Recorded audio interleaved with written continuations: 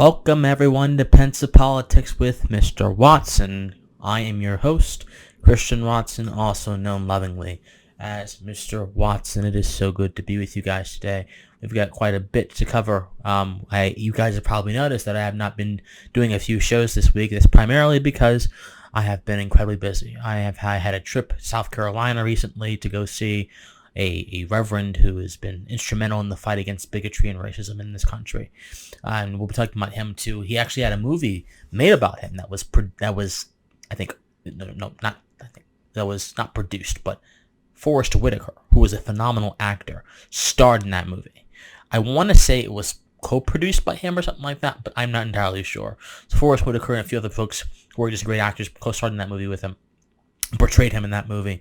And then, just meeting this man in the flesh was something beyond real. It was unreal. Really, it was absolutely phenomenal. It was like a spark of illumination just came down from the sky and hit me in my chest and went through my body and just filled it with so much substance, so much sustenance, so much cosmic sustenance, which made me want to have more and more and more of that sort of divine wisdom. That is what I felt when I talked to Reverend Kennedy. David Kennedy is his full name, Reverend Kennedy. That's what I felt. Talking about that. The President of the United States has not been happy very much. His tax returns are now, according to the courts, they can't be blocked by him anymore. They have remanded the decision back down to the lower court so they can have a conversation about it. We'll talk about that and what that means for the general political mode right now, because there's the election coming up in a few months, and President Trump's not going to be very happy. His supporters are not going to be very happy, and so we're going to try to work through this in a nonpartisan way, because I know there are Trump supporters that watch me, and I love you guys. So let's work through this in a nonpartisan way so we can see what's going on here. So we can see what's going on. And then we're going to talk about racism, guys. Because, again, the visit I took to Reverend Kennedy really, really, really made me think about a few things. Let's talk about racism in all its many dimensions right here on today on Pensive Politics. So let's talk about the president first. So today, the Supreme Court, in a 7-2 landslide decision, decided that the president's tax returns can no longer be blocked by him or his attorneys. And they have opened that matter up for discussion down to the lower courts. So it's still an open matter, and this is why there was a opinion column in the New York Times saying Donald Trump is the winner in this debacle, because there's still a fight going on, and the president can keep claiming that there is prosecutorial misconduct and there's presidential harassment going on. The longer stuff like this happens, because his tax returns have been litigated since 2015. Since the moment he came down an escalator in Trump Tower and announced his presidency, his tax returns have been scrutinized and attacked consistently. And I'm going to be honest with you, it does not help his opponents to attack his tax returns. It doesn't. It doesn't. Because number one, here's why it doesn't help. Number one, it's a character attack. Because a tax return wouldn't be of consequence if there wasn't something in them that could signify bad character. So the Democrats are hoping there is a character flaw that they can exploit in the tax returns. Even though they have made Trump out to be a villain for the past 4 years, I would imagine they already have a cacophony of supposed character flaws they could use, but no, they want to go and attack his finances. And number two, the finances are what a lot of folks think. Watch me. Give a snapshot into your life. And this is a sort of societal viewpoint. It is. Societal viewpoint. Watch me. We have a society that is predicated upon you lending and you borrowing from people who are not you, people you do not know, and then being responsible with their money, the fruits of their labor, so that they can prove that you're a responsible person. This is an idea called credit. Many of you probably already know it. It's funny. You are responsible for someone else's resources. And if you treat those resources responsibly, you are deemed a credible person. Watch this. Because that supposedly indicates how you treat your own money. in your own financial dealings. Even though your own money and your own financial dealings are much closer to you, mean much more to you than someone else's money do, why do you think Americans have so much credit card debt? Why do you think, okay, if you had a debit card and it's full of money, you would naturally behave a little bit more responsibly towards that money than money that someone else gives you, that they loan you, that you can just pay off $50, $60, because we have a society so predicated upon trustworthiness externally. But trustworthiness is an internal thing, guys. So if the president is a trustworthy person or not, which is ultimately the fundamental question of his tax returns, relies in his heart. It's not relying on his finances. So the Democrats are looking for, they're going so wrong with this. They're looking for the wrong thing, or the right thing maybe, in the wrong area. You will not find anything meaningful in Donald Trump's tax returns. Oh, what if he did stuff with the mob? Okay, so what? So what? He was a real estate contractor who had a lot of people deal with him that he may not know. They may have some criminal affiliations. This is the problem with our modern politics. And I'm not trying to defend Donald Trump. I'm trying to be fair here. The problem with our modern politics is that we cannot stand to bear honesty in our own dealings, yet we will seek it out in other people. The Democrats, or the Democratic Party party elite, I should say, do not have any interest in finding honesty and truth to attack Trump. They want to find information they can use to craft political narratives. There is a reason why so many people today have been saying that this is a victory for Democrats. Oh, it's a victory for Democrats, even though Congress can't even access tax returns. The court explicitly said, Congress, you may not access tax returns. Prosecutors can. In Manhattan, they can, because they have a legitimate criminal interest. But Congress, you cannot. But that's not what matters. What matters is the Democrats won, so to speak. Because we have such a shallow view of politics, a shallow view of governance, a fundamentally shallow view. So if you want to actually engage the president on some of the improprieties, or supposed improprieties, I'd say, then you must do so with the divine alchemy of honesty. Because honesty, as it interacts with politics, is divine, and it's an elixir. An elixir is a mixture of things. When you mix honesty and politics, you're mixing a bunch of other things. You're mixing political interests, political expediency, all kind of things that refer and hone the well put together operations of a political system, of which honesty may not be indispensable. So you have to understand that. You have to engage in honesty, but you're not. You are so obsessed over someone's finances as a sort of window into his soul, opposed to what he's actually done in office. Actually look at what he's done in office and engage that. Do not engage with how well his finances are, because that is ultimately irrelevant. Ultimately irrelevant. And here's the thing.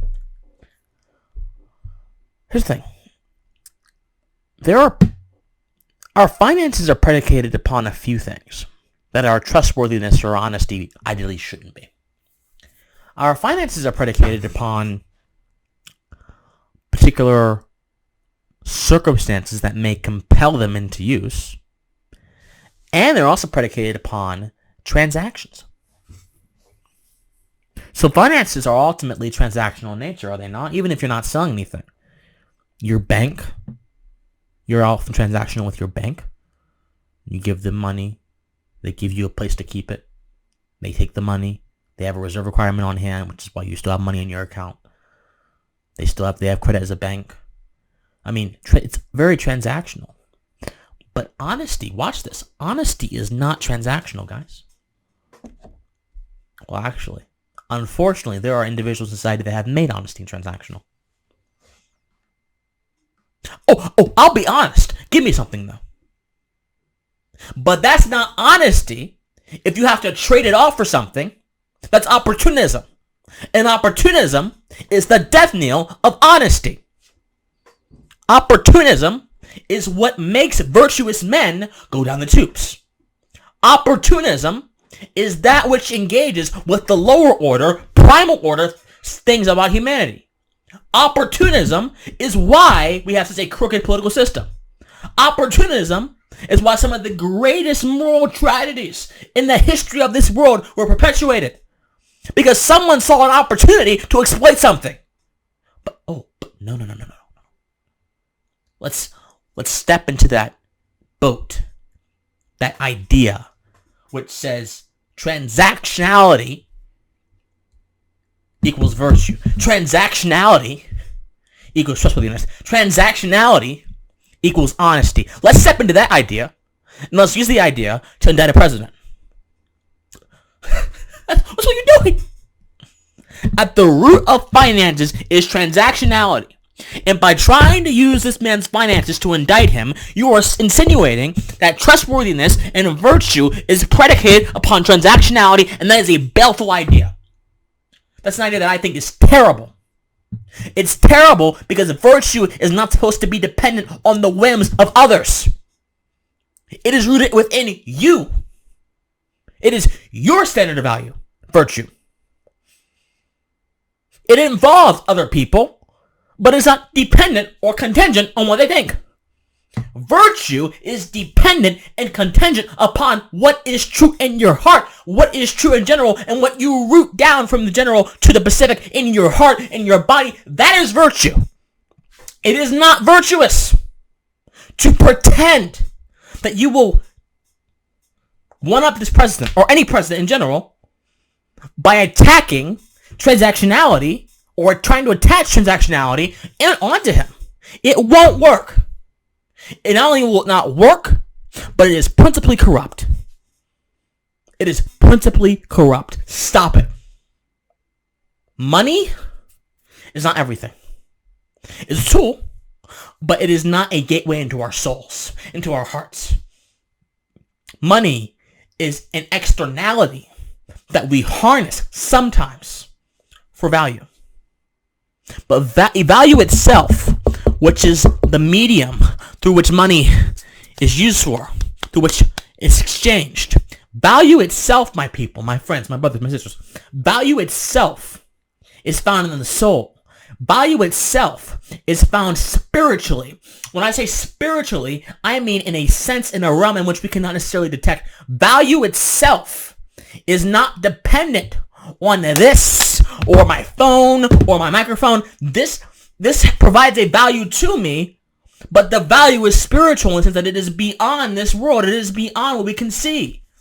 You don't have to be religious to accept this point. It is beyond what we can see, what we can appreciate. It is invisible until I manifest and root the value into this earth. The value this provides me is invisible until I manifest and root the value of it through this camera to you. Value is found within us. You gotta understand that if you're ever going to understand the true nature of politics.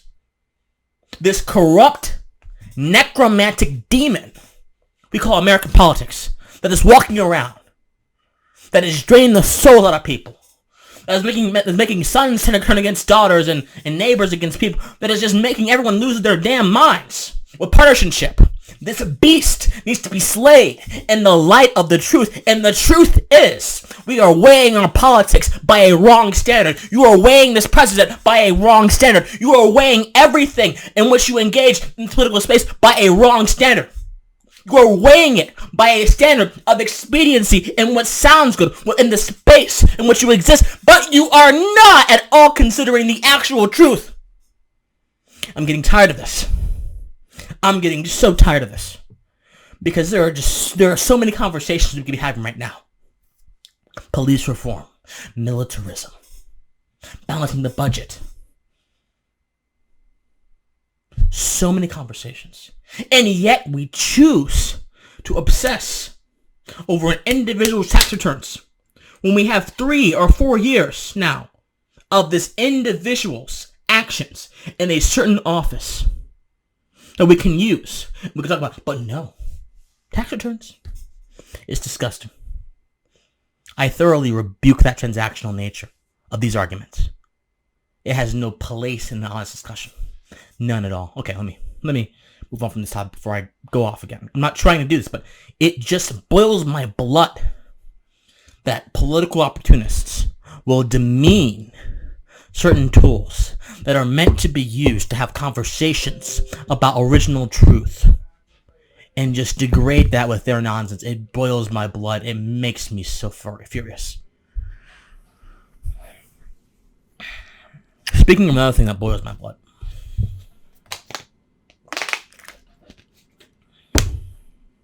Another thing that just makes me go crazy. Racism. Now, I'm going to be honest with you. My views on race are very, very, very unorthodox. Let me start by saying this. I think race is an illusion. It's an illusion that is used to neatly divide people into certain arbitrary categories for certain political ends. It's an illusion that destroys, degrades, and corrupts our individualities as human beings. It's an illusion which has parsed us into using collectivistic words and phrases to describe social phenomena. It's an illusion that has convinced us that social phenomena is actually predicated upon itself. It is a daring illusion.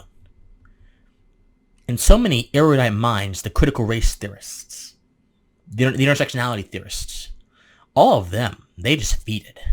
They bow down to the illusion. They're acolytes of the illusion of the dark god of race. They feed it.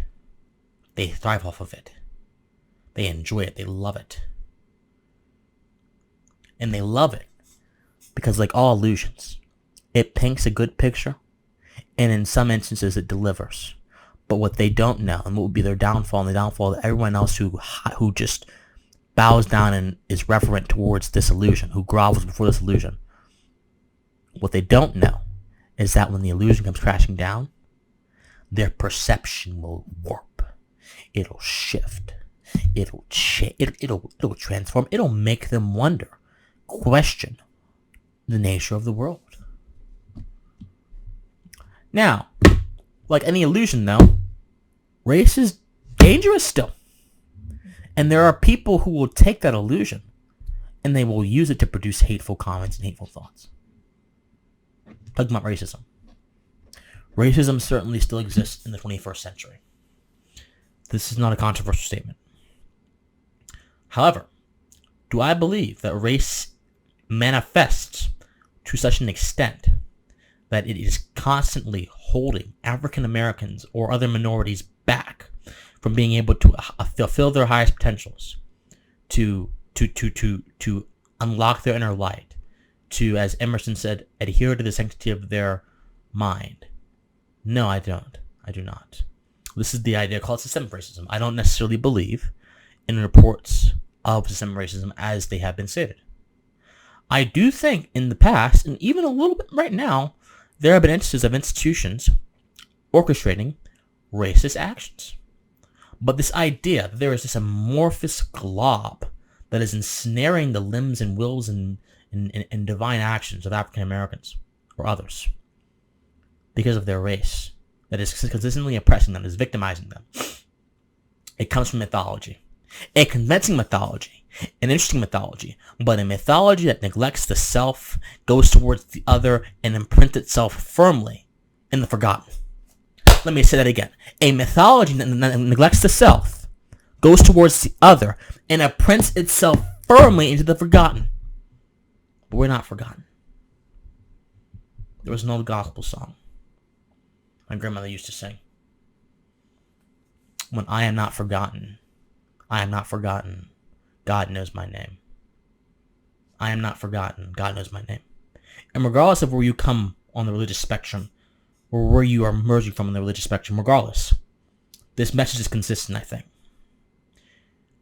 We are not forgotten because there is only a single unique space for the kind of person you are in the universe. Systemic racism cannot be true right now.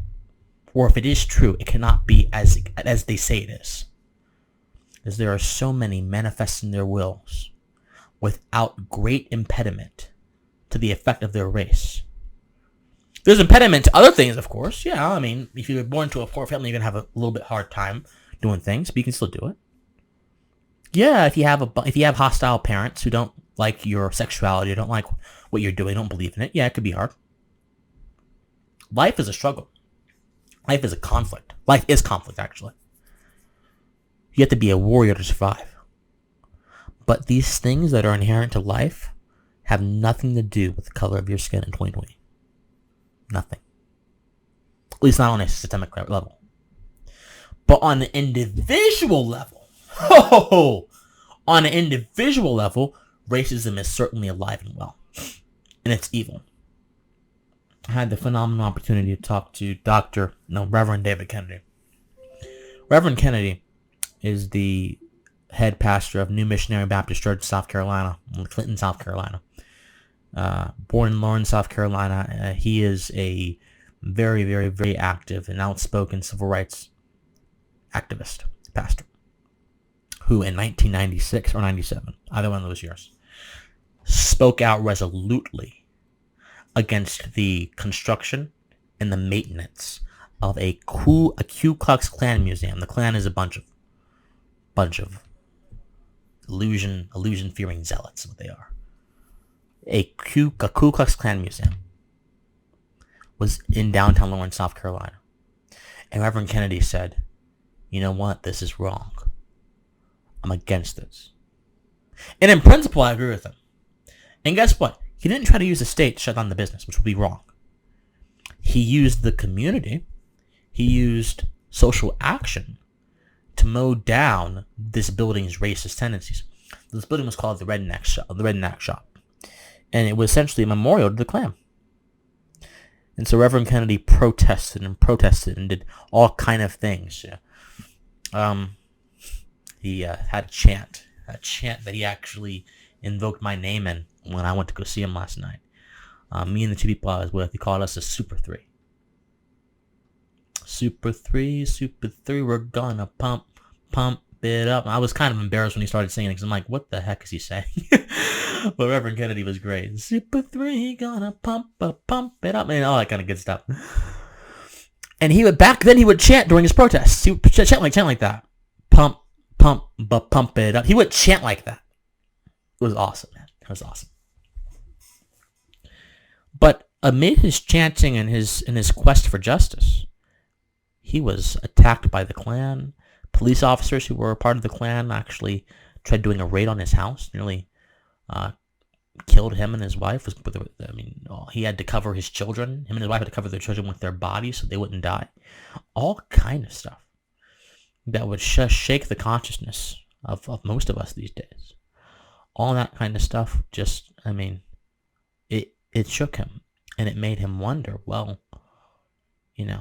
actually it didn't make him wonder. It made him more stalwart in his resolve.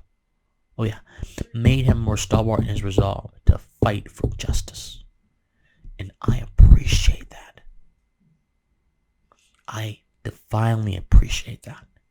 Because folks, even in 2020, there are instances of individual racism that can shake the lives of people who look differently than you, or who might look the same as you. It's not pervasive, I don't think. It doesn't exist on an institutional level, but on an individual level, it does exist. Because there are folks who are so bound by an illusion that they cannot see beyond it. There are folks who are so bound by the illusion of race that everything they see, whenever they see a person who is of the race they despise, they don't see that person, they see a group. They see a group century, so to speak. Not a group individual, a group century. Which is odd because groups are constituted of individuals, but they see a group century. Oh, and they associate every single problem they have with your skin color with you. It's a shame. It's a vile ideology. And Dr. Kennedy was at the forefront of it. And of course, he eventually bought the Klan shop, and now they're trying to convert it into a museum for cultural diversity, which I think is a very virtuous idea. Look, cultural diversity, I think pluralism is a great thing for the cultivation of the cosmopolitan mind. It should not exist at the detriment of certain individuals, of course. But if traditions change, due to increasing cultural diversity, so be it. So be it. If your ideas are so fickle that you cannot defend them amid change, amid different ideas, then guess what? Your ideas don't deserve to be around. America has endured for so long because its idea of liberty and freedom is so universal across cultures that people come to this country to embrace those things. Cultural pluralism is a strength for our ideas. They incorporate the fullness of our ideas. So this idea that multiculturalism or whatever is destroying America is nonsense. They embolden this country. They embolden the spirit of this country, I should possibly say. They embolden the individuals in this country. Those who are willing to recognize the fruit of their labor. And so, I want you guys to think, what can I do in my life to correct not just racism, but in a broader sense, any prejudicial feelings that I have towards anyone or any group or any idea? Whether it's people who are big, who are fat, whether it's people who don't look particularly attractive, whether it's people who have yellow teeth, whether it's people who have long hair, regardless, what can I do to correct my prejudicial thinking? People in a hoodie, whatever. What can I do? Because the moment you do that, the moment you embrace the divinity of the individual, is the moment you begin to see truly what the human experience is about. You become a little bit more fully human. You become a little bit more fully embodying that human spirit yourself. You enrich yourself. And when you enrich yourself, people, in that human experience, what you do is so divine and so special. What you do when you enrich yourself, what you do is you find out a little bit more about who you are. I've always said we can find who we are in other people. Absolutely. We can absolutely do that. But the question is, do we have enough introspection to want to do that? That's the question. And a lot of the people are afraid of seeing themselves in other people. You know why? Because it makes them think less of themselves. You are a unique soul. You are a divine soul. But within that divinity, that uniqueness, is similarity. Because fundamentally, people, we are all human beings. And as human beings, fundamentally, we have a similarity.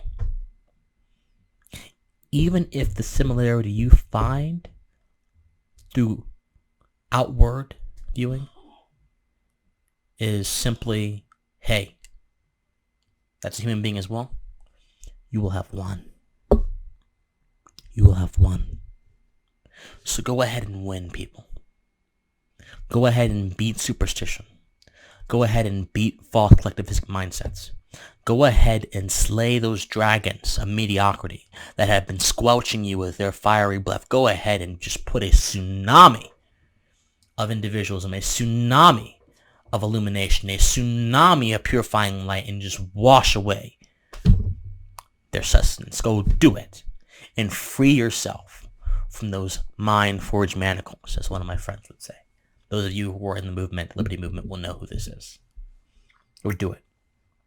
Go do it. Because the sooner you do it, the sooner you can be more fulfilled in your life. The sooner you break away from that which holds you to a single idea, that which holds you to a single prejudice, the sooner you break away from that shit, the sooner that you come out of that stuff, the sooner you as a person will advance, the sooner you will be able to show this world more of your God-given ability. The sooner. And guess what? When you are able to, I will be so happy because I will be able to say that you are a part now of that illuminated family. You are a part now of those potential recognized human beings. You are a part now of those goal seekers, of those movers and shakers. You are a part now of a particular class of people who can go out and spread their essence to other people to help them. You are a part of something special now, people. The moment you let go, what is holding you back? All right, guys. Get going. But I love you all. Stay tuned for some great interviews. We got some great people coming up. But until next time, guys, I beg of you, I implore you, I beseech you, and I say so lovingly, stay pensive.